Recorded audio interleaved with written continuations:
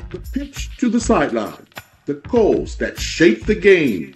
Welcome to Excellence in Action, the referee show here on islandstats.com, where we dabble in the world of officiating, dissect the decisions, and celebrate the men and women in the middle. Join us each week as we chat with top officials, analyze controversial moments, and explore the challenges and triumphs of being a referee. Get inside perspective on the rules, the pressure, and the split-second judgments that can make or break a match. It's more than just whistles and flags, it's excellence in action. Now let's get to the show.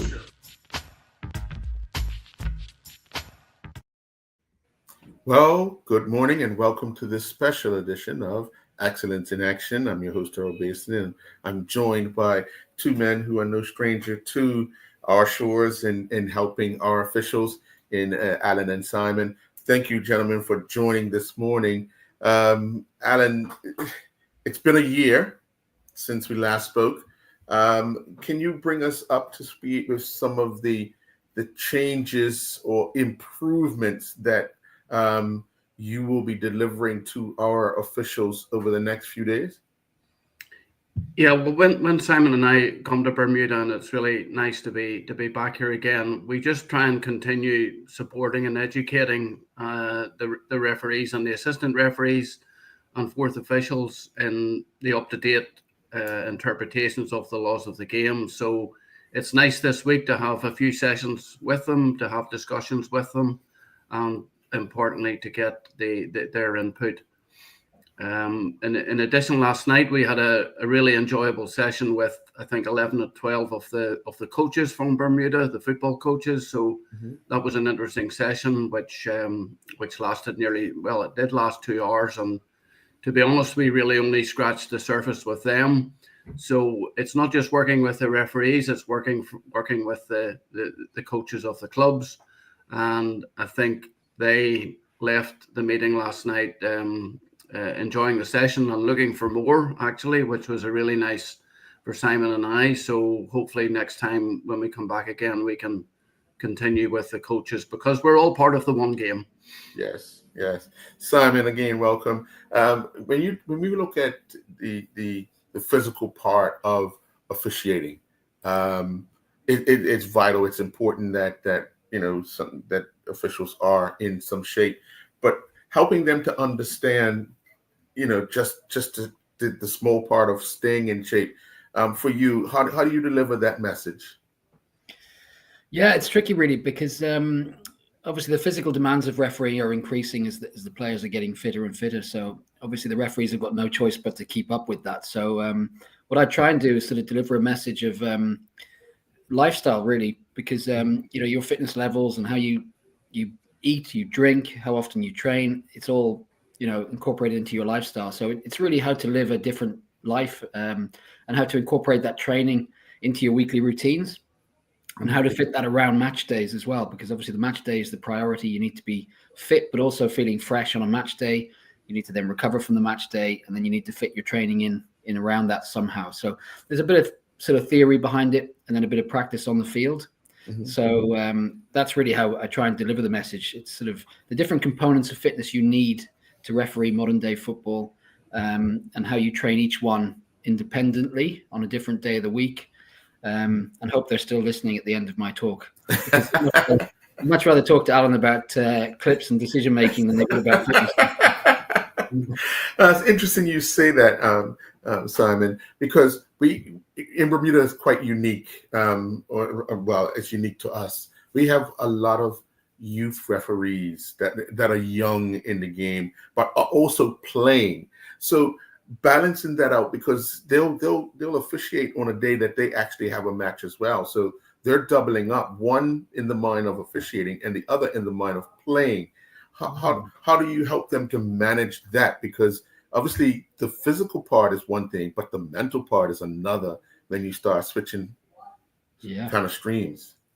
Yeah, I mean, that's completely new to me, because I spend most of my time programming the referees back in England. and we have a pretty set routine. So we deal with them traveling to domestic games and back, traveling to games around Europe and back. We certainly wouldn't be training on the same day as a match. So we have a very set routine.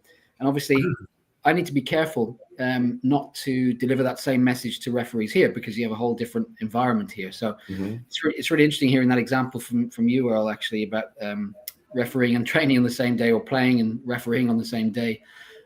It's good for fitness, but I guess they just need to be careful not to overload themselves. And also, if you've got a lot of matches each week, it doesn't leave much time for focused training. So Right. it's a really tricky one. We're quite well protected with the professional referees in England. First of all, they're all full time. Right. So, well, the top 75, it's their full time job. So very easy for them to fit training into their lifestyles. Slightly trickier over here. So just here to advise, really, best they can. Yeah. So Alan, that technical part I was talking about, obviously it takes a little longer. Obviously, you have people that learn things differently. We know some people learn out on a field, other people learn in a classroom. Just getting that technical part, and a lot of people are visual as well. That technical part, how do you identify the best way to get your message across to, like you had the coaches last night, officials? Yeah, Earl, I think it's a very good point you've made. And people have different learning styles, of course they do. So the more and more now, technical instruction is not just about free kick and yellow card, free kick and red card. The technical instruction now is, why is it a yellow card? Why is it not? Why is it a red card? To use the considerations and criteria that we have for all these decisions, all the different decisions that have to be made. So this helps the discussion. So it's not just how do you restart the game and what the sanction is and move on to the next clip. And when 1 hour you've used 30 clips, but nobody has really learned anything. So it was quite interesting last night and in the previous night, in the time that we had. We used very few clips because we discussed, what did you see on the field? What's your decision? Why have you made that decision? Have you any alternatives? And then the classroom participants are giving explanations. And what I would say is that we have been amazed with the knowledge of the participants in the classroom, especially the younger match officials, because they're never struggling for an answer. And more times than enough, the answer is exactly what we want to hear. Of course, sometimes opinions differ, which is normal. Yes. And it doesn't matter whether we have a group of international referees or we have a group of referees in Bermuda. The discussion is exactly the same, and opinions differ, and that's where the learning can be gained. And even in some situations, 2 decisions can be supported. 2 decisions are logical. It's not always black and white. Yeah, we often see decisions of the officials come under scrutiny when we watch professional football because of the different camera angles that they have.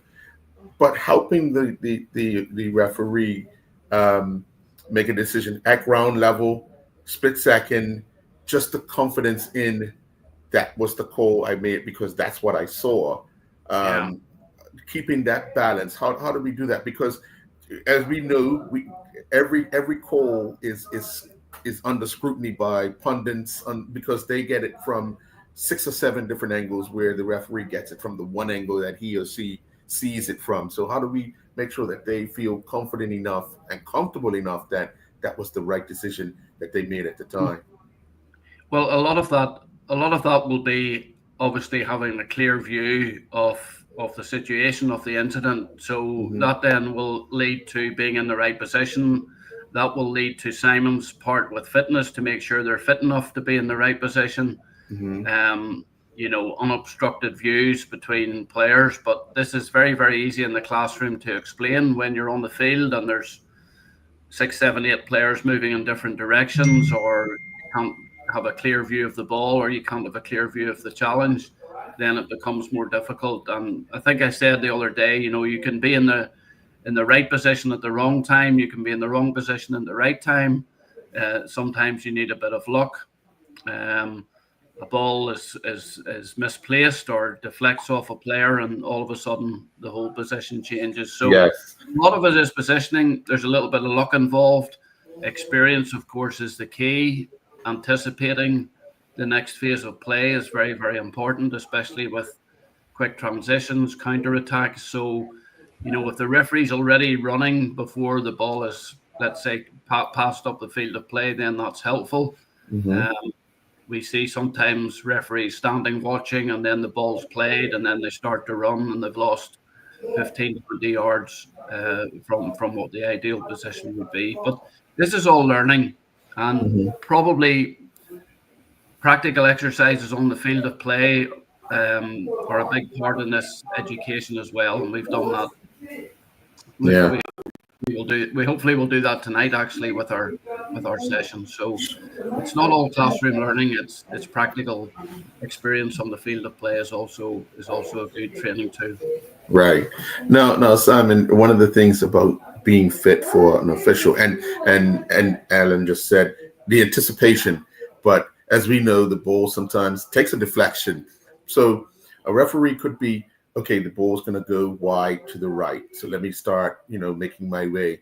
But the pass doesn't make it there. Now I'm kind of out of position. I've got to kind of get back, because out of all the people on the field, the referee does the most running because of the amount of times he has to be in position from left to right, front and back, and so forth.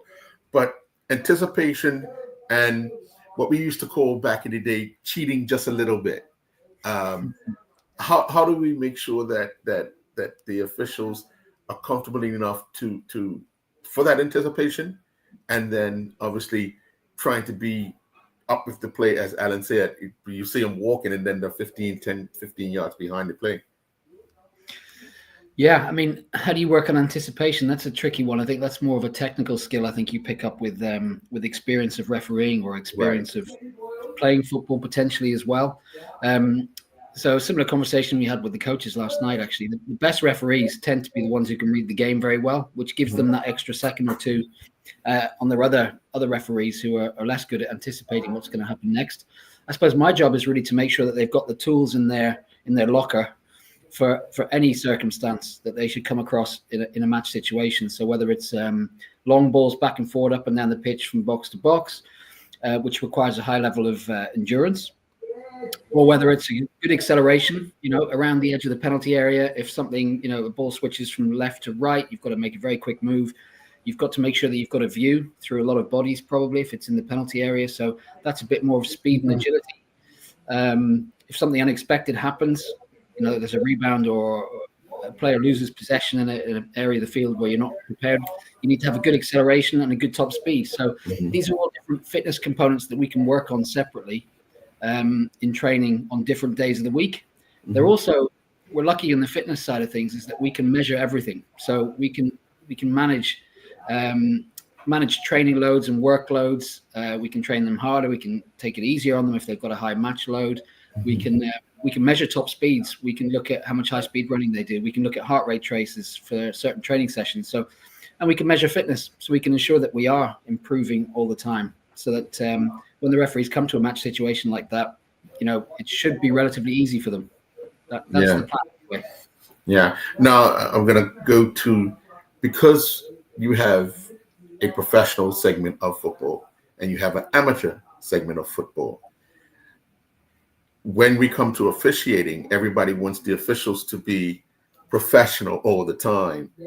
Helping the amateur guy that has a day job or even a night job to understand what he or she needs to do to make sure that they are fit and ready to officiate a match, hydrated and all of that.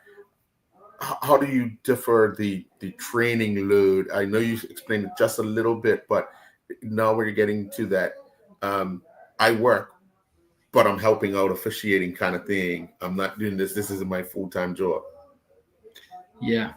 I think it is tricky. We've got I have the same issues or challenges back home. When I first started working with referees, we had about 20 who were full-time and about 400 or 500 who were not full-time. So back then, if you wanted to make it to the top level, you need to somehow find a way of making the training, the lifestyle fit. Otherwise, you won't get that progression you're looking for. And ultimately, it's the same principles apply, whether you're an amateur referee or a professional referee. You need to be in shape to keep up with play for 100 minutes. Yes. So the good referees, those who've got ambition and drive, motivation, they'll find a way of fitting the training in. They'll find a way of making sure they're eating clean, drinking clean, potentially getting up early to train before work, or try to fit in training after work. Alan will have more experience of this than me, as he's been a referee and done this himself. But they've got two jobs, most of them. They want to referee at weekends. They've got their day job, so somehow it needs to fit. Otherwise, they just won't have the fitness levels that they require to referee. Also, in refereeing, there is a fitness test, which you don't find in playing football. If you're a good enough football player, you'll play. In refereeing, for better or for worse, there is a fitness test you have to pass. And if you don't pass that fitness test, you don't referee. So ultimately, the referees, we hope, are ambitious and will push on and find a way of doing the training that they need to do. Yeah. Alan, we've seen the times of football matches extended sometimes past 100 minutes. Yeah. Technically, how are we getting to this point? Because before, 90 minutes was 90 minutes, other than a injury that kind of stopped the game itself. But 90 minutes was 90 minutes. Now, how are we technically working this out for the officials? Earl, one of the biggest issues in football now is the ball and play time. And you're quite right. A lot of games now are heading 97, 98, 99, 100 minutes, but the ball is actually only in play for about 55 minutes. So people are getting a little bit shortchanged, and time wasting and delaying the restart is becoming a real problem. And we know now the 8-second rule with the goalkeeper was brought in to try and help with that. So going back to Simon's training, it's not just training for 90 minutes; it's training for 100 minutes, as you say. So this has become an issue in the game as we know it now. So I have no doubt in the future, IFAB will try and bring in some more laws to speed up restarts, to speed up goal kicks, to speed up corner kicks, because we know it's the winning team that causes the club to run all the time. Players injured. Yes. Yeah. Goalkeepers injured. It's only players of the winning team that seem to take cramp, when you would have thought if you were winning the game, you would have been pretty physically in good shape. Yes. Losing team are probably the ones you would expect to take cramp. So there's an endless list of this type of issue, which is causing all this additional time. Right. Yeah. Right. So it's a problem. Referees are not medical experts. They're not doctors. So when a player falls down with an injury, unfortunately, referees are coached and trained now not to take any risks with injured players, because we've all seen in the past, unfortunately, a couple of players collapsing on the field, and it's cardiac arrest, and you can imagine the storm if the referee in that game had thought the player was faking. Boy. Yeah. It's not an easy problem. Could I just add one detail to what Simon talked about there with what you asked him about the lifestyle of the referees, etc., because you probably know we've done a lot of work with Warwick Academy and Richard Todd with his students, and what is really good now in modern education and sports education is that the students are being taught about nutrition, hydration, good lifestyle, correct lifestyle, because when Simon was going through his program with them, they had all the answers already. And we were quite amazed that they had this knowledge. So obviously they're being taught this to play football or to play sport. And it's exactly the same for referees. So the education now of the young students in the schools is covering all these topics, which I think is tremendous. Yeah. Well, gentlemen, I want to thank you very, very much for your time this morning. We'll try to get out and see how you guys are performing the duties and see how the guys are taking in the messages that you deliver throughout this week. I want you to stay well. Hopefully the weather stays good for you and you can enjoy a little bit of Bermuda's sunshine while you work. Yeah. If the weather gets no worse, Earl, we'll be very happy. Don't you worry. and you're very welcome to come to any of the sessions that we have. That would be really nice. So you're welcome. All righty. Well, thank you very much. Enjoy the rest of your day. Okay. Thank you very much. All righty. Bye-bye. Thanks. Bye. Bye. Night.